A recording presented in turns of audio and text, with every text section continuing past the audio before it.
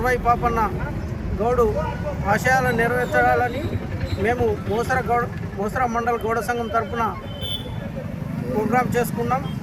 మరి మాకు రేవంత్ రెడ్డి గారు కూడా ఇచ్చిన మాట ప్రకారం సర్దార్ సర్వై పాపన్న గౌడు విగ్రహాన్ని ట్యాంకు బండపై ఏర్పాటు చేయడం ఎంతో శుభసూచకం.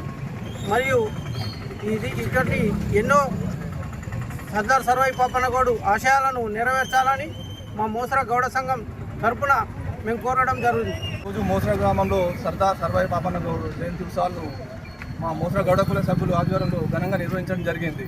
376వ జయంతి పురస్కరించుకొని ఈరోజు సన్నాహాలు ఏర్పాటు చేసుకునే పురస్కారంగా అన్ని ఆనందాలతో ఈరోజు జరపడం జరుగుతుంది.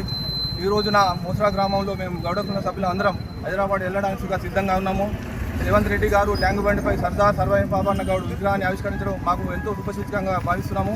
కావున ఆయన ఆశయాలను ఖచ్చితంగా మేము గౌడ కుల సభ్యులను నెరవేర్చుతామని మా మోసరా గ్రామం తరఫున మా గౌడ కుల సభ్యుల అందరినీ మనస్ఫూర్తిగా కోరుతున్నాం. జై గౌడ.